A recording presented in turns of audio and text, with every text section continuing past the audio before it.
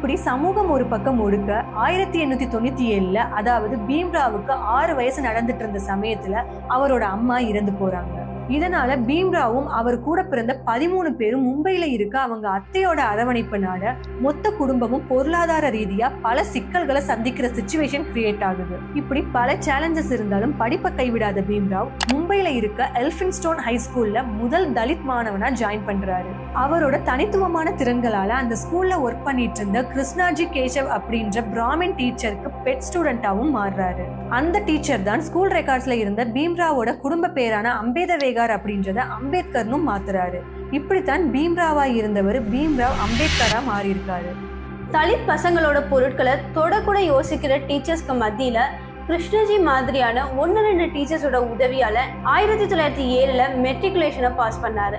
இதுக்கப்புறம் 1909 எலிப்ஸ்டோன் காலேஜ்ல ஜாயின் பண்ணவர் 1912 எக்கனாமிக்ஸ் பொலிட்டிக்கல் சயின்ஸ்ல யூஜி ஃபினிஷ் பண்றாரு. அடுத்ததா போஸ்ட் கிராஜுவேஷன் படிக்க நினைச்ச அம்பேத்கருக்கு போதிய பண வசதி இல்லாம போகுது. சரியா அந்த சமயத்துல பரோடால இருந்த அம்பேத்கருக்கு ஒரு அழைப்பு வருது. இந்த அழைப்பு அம்பேத்கரோட வாழ்க்கையில ஒரு டேர்னிங் பாயிண்ட் தான் சொல்லணும். அப்படிப்பட்ட முக்கியமான அந்த அழைப்பு பரோடாவோட மகாராஜா 3ஆம் சயாஜிராவ் கீக்வாட் கிட்ட இருந்து வருது.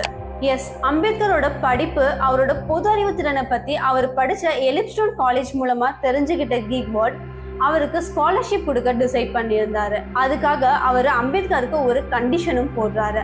அப்படி அவர் போட்ட கண்டிஷன் என்னன்னா, பிஜி முடிச்சதும் பரோடா சமஸ்தானத்துல வேலைக்கு வரணும் அப்படின்றதுதான். இந்த கண்டிஷனை அக்செப்ட் பண்ணிக்கிட்ட அம்பேத்கர் அந்த ஸ்காலர்ஷிப் மூலமா 1913 யுஎஸ்ஏக்கு கிளம்புறாரு. அங்க இருக்க கொலம்பியா யூனிவர்சிட்டியில ஜாயின் பண்ணி எக்கனாமிக்ஸ் மேஜரா எடுத்தவர் அடிஷ்னலா சோசியாலஜி, ஹிஸ்டரி, பிசியாலஜி அண்ட் ஆந்த்ரோபோலஜியையும் படிக்கிறாரு. அடுத்ததா 1915 அதே கொலம்பியா யூனிவர்சிட்டியில பிஹெச்டி படிக்க ஸ்டார்ட் பண்ணவர் 1917 எக்கனாமிக்ஸ்ல டாக்டரேட்டும் வாங்குறாரு. அந்த சமயத்துல அவர் எழுதின national dividend for India historic and analytical study அப்படின்ற தீசிஸ் பின்னால பிரிட்டிஷ் இந்தியால இவல்யூஷன் ஆஃப் ப்ரொவின்ஷியல் ஃபைனான்ஸ் அப்படின்ற தலைப்புல பப்ளிஷும் ஆயிருக்கு. இப்படி சக்சஸ்ஃபுல்லா பிஹெச்டி வரைக்கும் படிச்சு முடிச்ச அம்பேத்கர் பரோடா மகாராஜாவோட ஸ்காலர்ஷிப் அக்ரிமெண்ட் படி வேலையில ஜாயின் பண்றதுக்காக அவரோட சமஸ்தானத்துக்கு கிளம்புறாரு.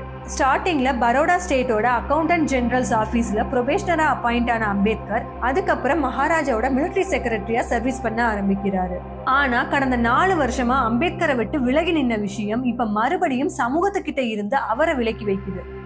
யுஎஸ்ல இருந்த அந்த 4 வருஷமும் அவரை பின்தொடராத ஜாதி அடிப்படையிலான பாகுபாடு இந்தியாக்குள்ள கால் பதிச்சதுல இருந்து அவரை துரத்த ஆரம்பிக்குது.